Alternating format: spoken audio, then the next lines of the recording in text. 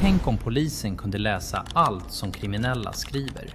Varje plan, varje hot, varje affär. Skulle det stoppa våldet? Eller bara göra det ännu mer dolt och farligt?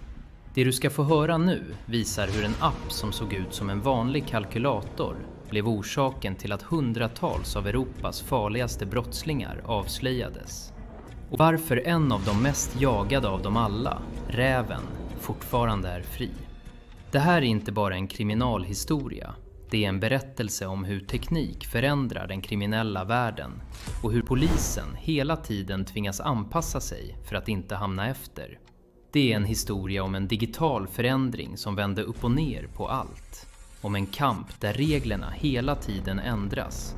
Och om vad som händer när samma teknik som skyddar också kan avslöja. Du kommer få se hur en dold värld plötsligt öppnades.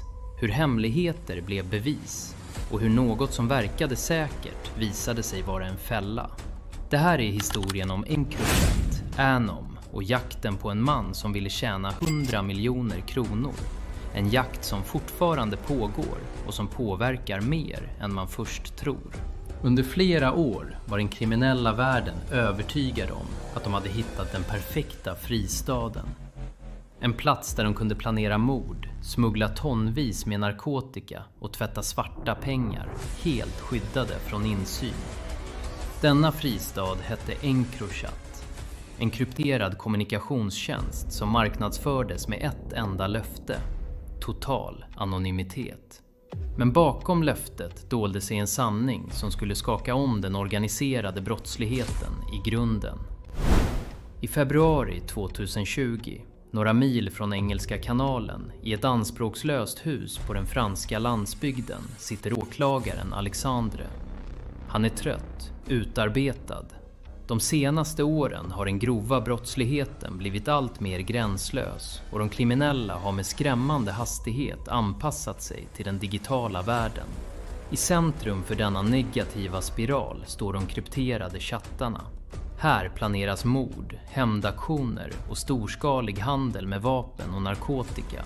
Allt i skydd av en ogenomtränglig digital mur.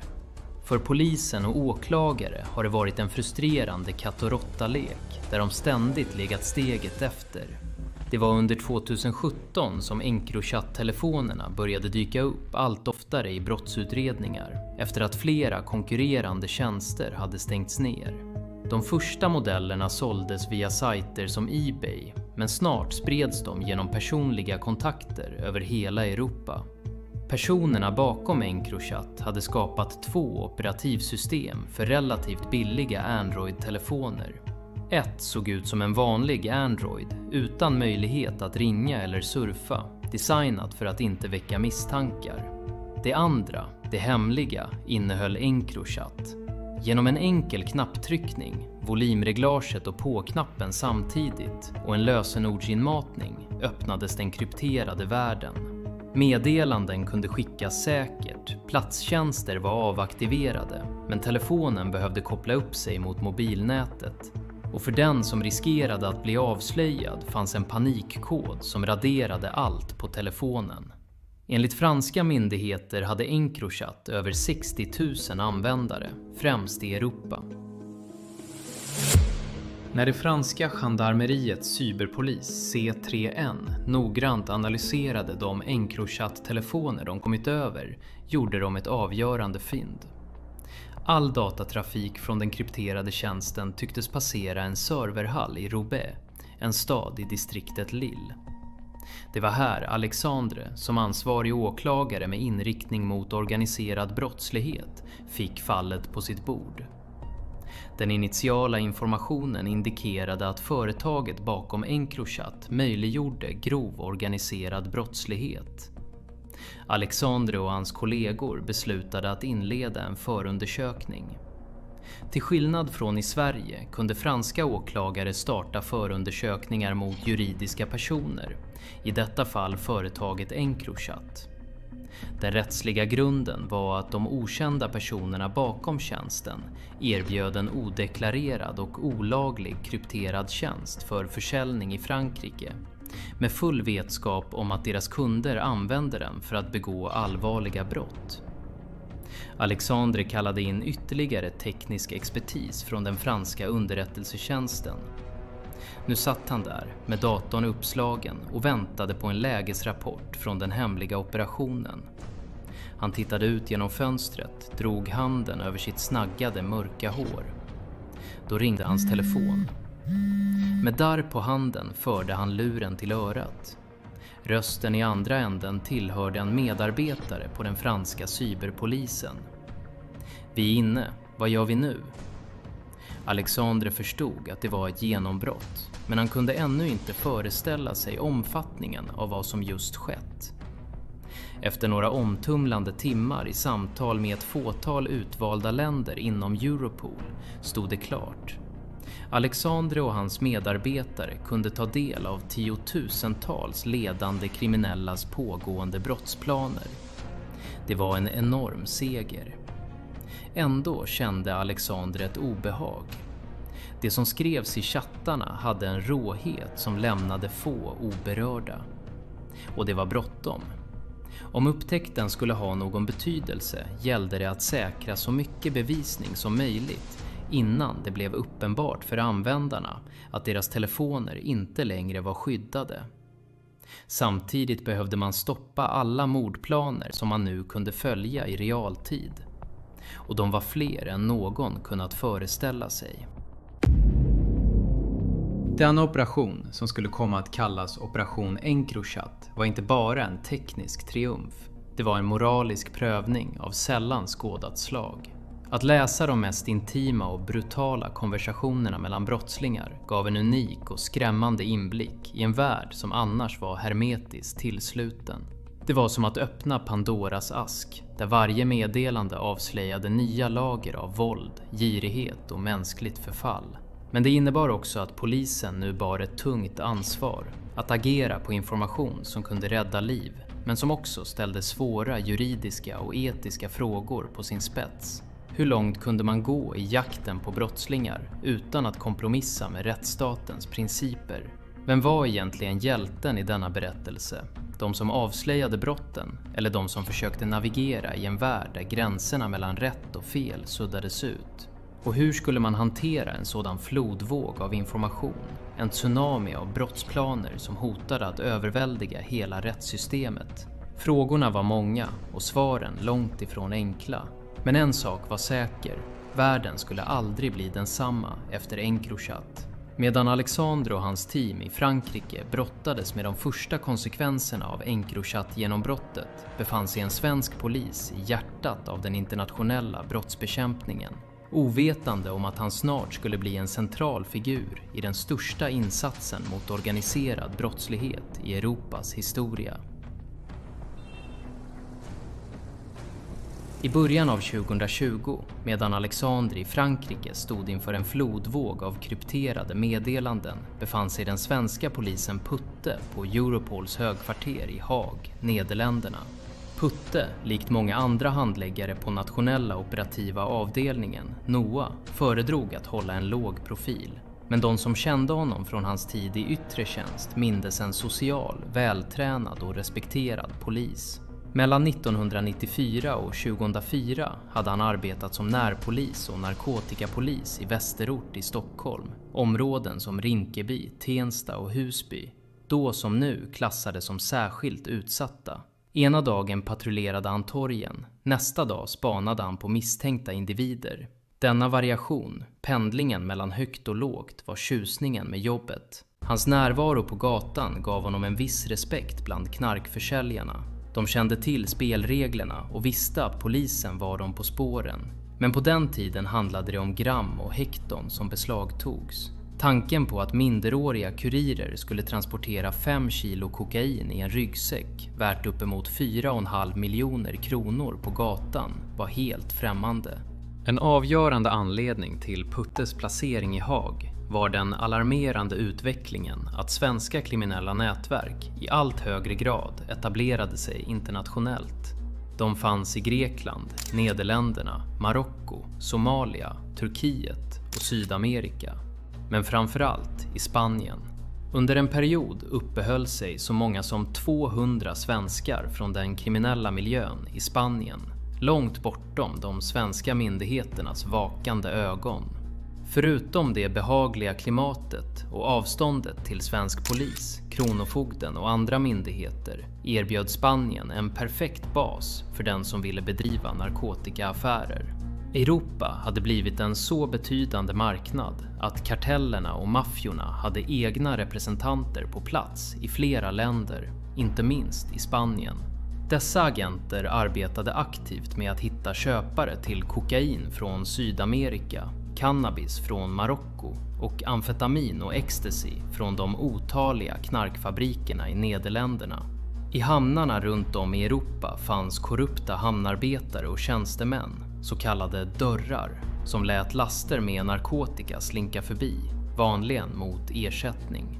Men även för den hederliga hamnpersonalen var det en omöjlighet att kontrollera de miljontals containrar som årligen anlände. Narkotikan gömdes bland laster av frukt och andra varor, hämtades upp av transportföretag och skickades vidare till grossister som levererade till kunder som förbeställt önskad mängd, ofta via krypterade telefoner. Enligt en EU-rapport omsatte bara kokainmarknaden i Europa uppemot 119 miljarder kronor årligen. De sydamerikanska kartellerna hade dessutom börjat skicka egna kemister för att etablera lokal tillverkning av syntetiska droger. Länge hade det varit svårt för svensk polis att etablera ett effektivt samarbete med sina spanska kollegor när det gällde narkotikarelaterad brottslighet. 100 kilo hasch som skeppades på snabba båtar från Marocko över Gibraltarsundet för vidare transport till Sverige var normalt sett ingen prioritet för ett land där tonvis med knark smugglades in systematiskt. Men svensk polis var fast besluten att ändra på detta.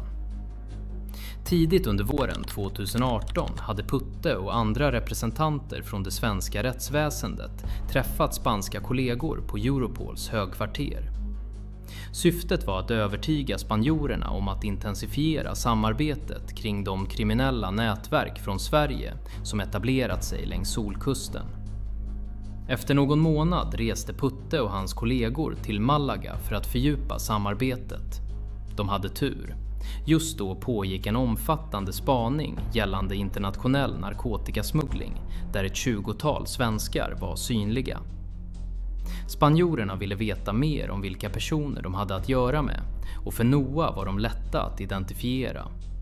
Nästan alla tillhörde den svenska kriminella eliten och kunde kopplas till några av Sveriges mest ökända kriminella nätverk. Bandidos, Bredängsnätverket och Dödspatrullen från Stockholm, men också grovt kriminella från Malmöregionen. Dessa nätverk hade etablerat sig i Spanien med en tydlig strategi: att utnyttja landets geografiska läge som en port till Europa för narkotikasmuggling, samt att dra nytta av den mer avslappnade attityden till brottsbekämpning jämfört med Sverige. De svenska kriminella förde med sig en brutalitet och en organisationsförmåga som snabbt gjorde dem till en maktfaktor i den spanska undre världen. Deras närvaro ledde till en markant ökning av våldsdåd, inklusive mord, kidnappningar och sprängningar, vilket skapade en oro bland både lokalbefolkningen och de spanska myndigheterna. Denna eskalering av våld och den ökade komplexiteten i brottsligheten gjorde det absolut nödvändigt för svensk och spansk polis att intensifiera sitt samarbete. En insikt som skulle visa sig vara avgörande i kampen mot den internationella organiserade brottsligheten. Ni kommer att få ett helvete. Många är potentiella mördare. Bara några månader senare fick svensk polis rätt. Deras spanska kollegor hörde av sig för att be om hjälp. De var helt enkelt tvungna efter flera brutala våldsdåd där de misstänkta hade koppling till Sverige. Det rörde sig om mord, kidnappningar och sprängningar. Bland annat avrättades en man i samband med sin sons konfirmation i västra Marbella. I augusti fann polisen 2 män från Stockholmsområdet i en bostad i Mijas. Den ena hade varit fastbunden och knivhuggen men lyckats larma en granne, medan den andra hade strypts och skjutits till döds. Några dagar senare sköts ytterligare en person ihjäl med 9 skott av en maskerad man som smugit fram bakom ett sopkärl. Våldsvågen med svenskar fick stor uppmärksamhet i spanska medier och snart benämndes de misstänkta som Los Suecos, svenskarna. Det var också under den här perioden som spansk polis fick upp ögonen för en gängledare som efter ett mordförsök i Malmö hade flytt staden. Det var Amir Mekki, en dansk medborgare med palestinsk bakgrund som skulle komma att spela en central roll i den eskalerande konflikten. Denna våldsamma eskalering underströk behovet av ett djupare och mer effektivt internationellt samarbete. Ett samarbete som snart skulle få en oväntad vändning tack vare den information som flödade in från Encrochat. I Malmö, en stad som länge plågats av gängvåld, utspelade sig en händelse som skulle komma att belysa den kallsinnighet och brutalitet som genomsyrade den krypterade brottsvärlden. Det var en kväll i februari 2020. Salle, en 4-barnspappa, åt middag med sin familj på en restaurang. Ovetande om att hans liv var på väg att bli en handelsvara i en digital auktion. I en krypterad chatt på en Encrochat-telefon skrev aliaset Danny till Sadking med sin familj och sedan har någon GPS och vidare, hans bil står här ute. Klockan 21:14 efter att Salle lämnat restaurangen med sin familj skrev Danny till Sadking och andra personer att en GPS måste sättas på Salles bil. Jag löser skytt om någon lägger GPS, skrev Danny några timmar senare. Användningen av spårsändare hade blivit en allt vanligare metod i gängmiljön. De var lätta att få tag på, ursprungligen avsedda för att hitta stulna bilar och båtar. Men bland kriminella användes de för att spåra upp fiender och slå till när de var som mest sårbara. Denna natt verkade dock ingen GPS finnas nära till hands. Parallellt pågick sökandet efter en torped som kunde ta sig an morduppdraget. För underrättelsehandläggarna som följde chattarna var situationen rörig. Meddelanden skickades runt till många olika användare som inte ens behövde ha starka band till varandra. Flera kunde vara fiender, men Encrochat gjorde dem också till potentiella affärspartners, särskilt nu när de hade en gemensam rival.